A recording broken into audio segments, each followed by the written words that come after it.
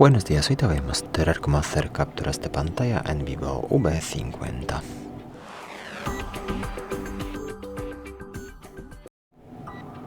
Te voy a mostrar dos maneras. La primera manera, la predeterminada en casi cualquier dispositivo móvil, es pulsar a la vez el botón encendido y bajar el volumen, los dos botones. Como ves, así podemos hacer capturas de pantalla sin problema. Y también existe un gesto a través del que podemos hacer capturas de pantalla. Te voy a mostrar cómo activarlo, porque no siempre está activado. Para eso accedemos a la aplicación Ajustes, y en Ajustes buscamos una de las últimas pestañas de aquí, Accesos directos y accesibilidad.